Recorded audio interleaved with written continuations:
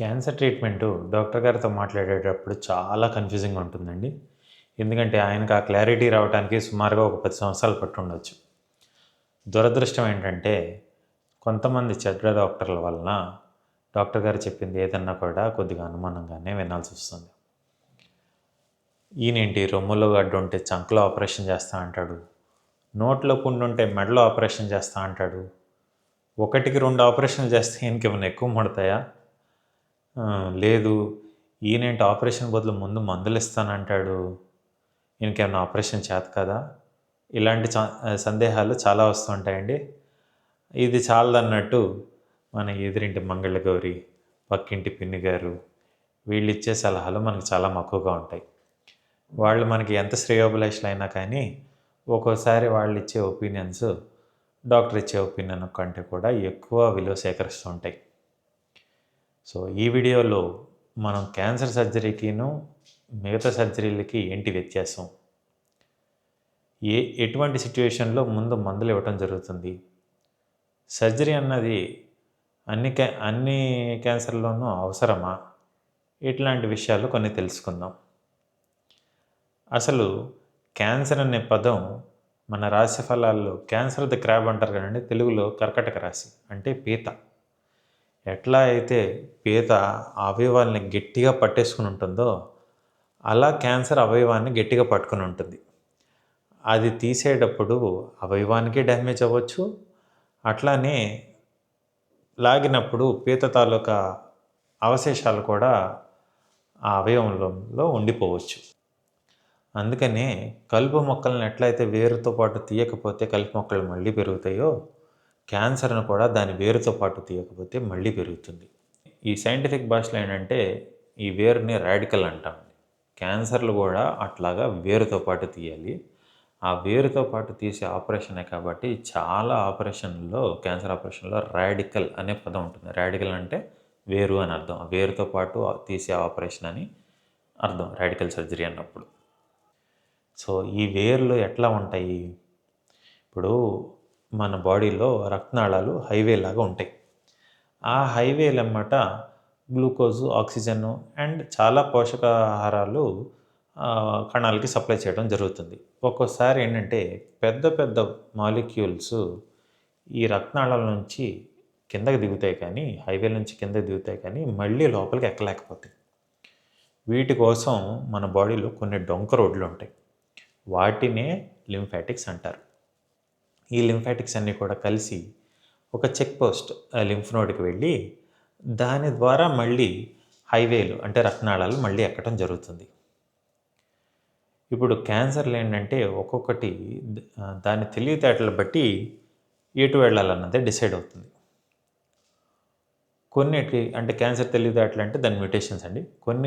కొన్ని క్యాన్సర్లు ఏంటంటే ఎక్కడ పెరుగుతాయో అక్కడే ఉంటాయి. ఎందుకంటే వాటికి అంతకంటే విద్య చేత కాదు.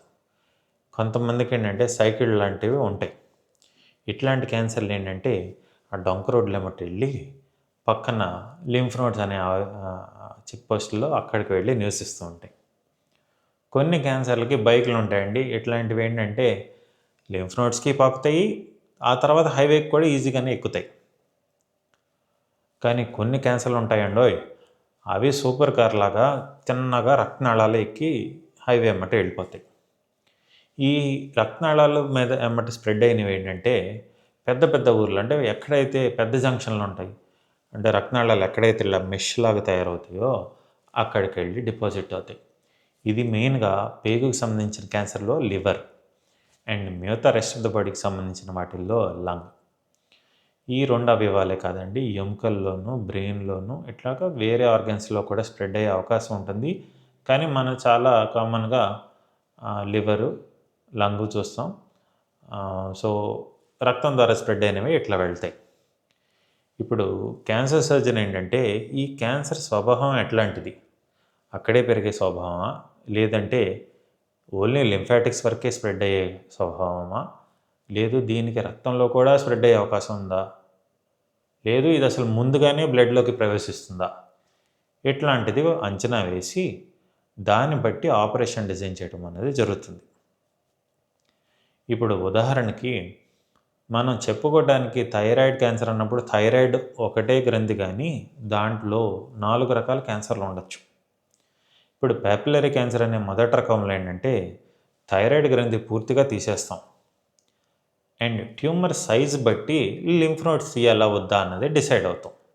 ఒకవేళ చిన్న సైజ్ అయితే తీయాల్సిన అవసరం లేదు, కొద్దిగా పెద్ద సైజ్ అయితే లింఫ్ నోడ్స్ అన్నది తీస్తాం. కానీ ఫాలిక్యులర్ వెరైటీలో ఒక్కోసారి మొత్తం థైరాయిడ్ కూడా తీయాల్సిన అవసరం పడకపోవచ్చు, ఓన్లీ థైరాయిడ్ గ్లాండ్ తీస్తే సరిపోవచ్చు. ఇది కాకుండా మెడుల్లరీ అని ఇంకో వెరైటీ ఉంటుందండి. ఈ వెరైటీలో ఏంటంటే సైజు ఎంత ఉన్నా కానీ ఖచ్చితంగా లింఫ్ నోడ్స్లో సర్జరీ చేయాల్సిందే. అండ్ ఒక్కోసారి ఏంటంటే ఎక్కడ లింఫ్ నోడ్ స్ప్రెడ్ ఆల్రెడీ ఉంటుంది, అప్పుడు ఆ నెక్స్ట్ లెవెల్కి కూడా వెళ్ళి లింఫ్ నోడ్స్ తీయటం జరుగుతుంది. అండ్ 4వ వెరైటీ ఎనాప్లాస్టిక్ అన్న వెరైటీ ఉంటుంది. ఈ ఎనాప్లాస్టిక్ అన్న వెరైటీలో ఆపరేషన్ చేసినా కానీ రిజల్ట్స్ అంత బాగుండవు. అందుకని ఇట్లాంటి కేసెస్ జనరల్గా ఓన్లీ కీమోథెరపీ మీద పెడతాం, అట్లాంటివి జరుగుతూ ఉంటుంది. అండ్ రెండో రకం ఇప్పుడు హిస్టెక్టమీ, గర్భసంచి సంబంధించిన ఆపరేషన్లు. జనరల్గా ఏంటంటే గర్భసంచికి ఇరుపక్కల యూరిన్ పైపులు ఉంటాయి. ఆ యూరిన్ పైపులు ముందున్న మూత్రం సంచికి కనెక్ట్ అవుతాయి అండ్ గర్భసంచి వెనకాల మోషన్ దారి ఉంటుంది. ఈ అవయవాలకి డ్యామేజ్ అవ్వకుండా ఆపరేషన్ చేయాలి అంటే గర్భసంచిని అంటి పెట్టుకుని ఆపరేషన్ చేస్తుంటాం.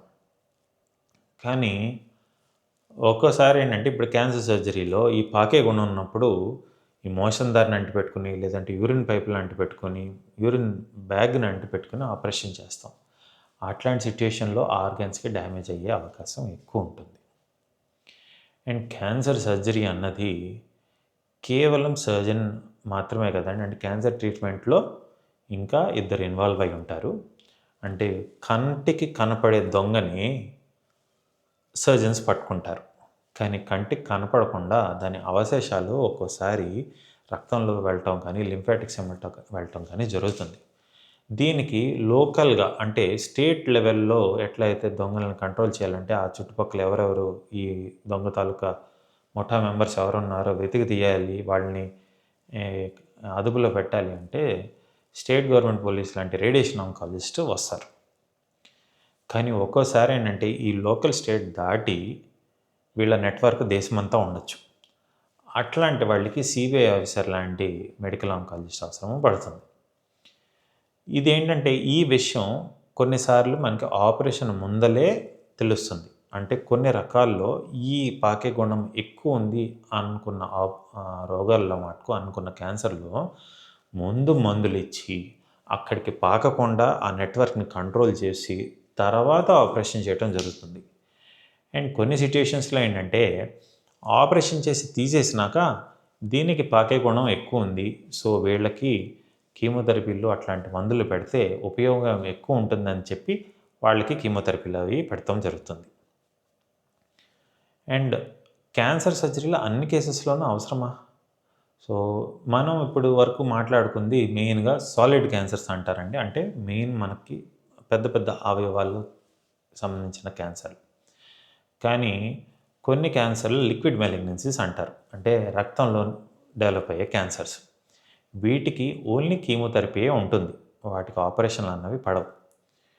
అండ్ రేడియేషన్ అండ్ సర్జరీ రెండు కూడా సుమారుగా ఒకే పని చేస్తాయండి. ఒకటి ఏంటంటే కట్ చేసి తీయటం, ఇంకోటేమో బయట ఎక్స్రేస్తో ట్రీట్ చేయటం. కొన్ని చోట్ల సర్జరీ క్యూర్ రేట్ బెటర్ ఉంటుంది, సైడ్ ఎఫెక్ట్ ప్రొఫైల్ బెటర్ ఉంటుంది, అంటే సైడ్ ఎఫెక్ట్స్ తక్కువ ఉంటాయి. కొన్ని సిచ్యువేషన్స్లో రేడియేషన్ క్యూర్ రేట్ ఎక్కువ ఉంటుంది అండ్ దాని సైడ్ ఎఫెక్ట్స్ తక్కువ ఉంటాయి. ఉదాహరణకి సర్వైకల్ క్యాన్సర్ ట్రీట్మెంట్ తీసుకుంటే ఎర్లీ స్టేజెస్లో అయితే సర్జరీకి రిజల్ట్స్ బెటర్ ఉంటాయి. తర్వాత స్టేజెస్లో సర్జరీతో పాటు రేడియేషన్ కూడా ఇచ్చినప్పుడు రేడియేషన్ సైడ్ ఎఫెక్ట్స్ ఎక్కువ ఉంటాయి కాబట్టి వచ్చే సైడ్ ఎఫెక్ట్స్ ఎక్కువ ఉంటాయి కాబట్టి ఓన్లీ రేడియేషన్తో ట్రీట్ చేస్తారు. అండ్ సర్జరీతో పాటు ఎంత క్యూర్ ఉంటుందో ఓన్లీ రేడియేషన్తో పాటు కూడా అంతే క్యూర్ ఉంటుంది. అండ్ ఇదే కాకుండా ఎవరన్నా పేషెంట్ వయసు పైబడింది, బాగా వీక్గా ఉన్నారు, ఎనస్థీషియా తట్టుకోలేరు, లేదు ఆపరేషన్ చేసే ఏరియా చాలా డేంజరస్ ఏరియా, ఇట్లాంటి సిట్యుయేషన్స్లో కూడా ఆపరేషన్ కాకుండా వేరే ఆప్షన్స్ అన్నది తీసుకోవటం జరుగుతుంది. ఎందుకంటే అల్టిమేట్గా మనం ట్రీట్ చేసేది పేషెంట్ని, క్యాన్సర్ని కాదు. క్యాన్సర్ తీయటం అన్నది గోల్ కాదు. మనం క్యాన్సర్ తీయటం వల్ల పేషెంట్‌కి ఎంత లైఫ్ ఎక్స్టెండ్ అయ్యింది అన్న దాన్ని బట్టే మనం క్యాన్సర్ సర్జరీ చేయాలా వద్దా అన్నది డిసైడ్ అవుతాం. సో ఇదండి క్లుప్తంగా క్యాన్సర్ ట్రీట్మెంట్. చాలా సింపుల్గా చెప్పాను. ఇంత సింపుల్ కాదు. కోర్స్ దీంట్లో ఇంకా చాలా ఇవి ఉంటాయి, న్యూయాన్సెస్ ఉంటాయి. అవన్నీ కూడా ట్రీటింగ్ డాక్టర్తో కొద్దిగా డీటెయిల్గా డిస్కస్ చేయాల్సి వస్తుంది. సో ఎవరికన్నా ఇట్లాంటి చిన్నపాటి సందేహాలు ఉంటే ఈ వీడియో వాళ్ళకి షేర్ చేయండి. And thank you.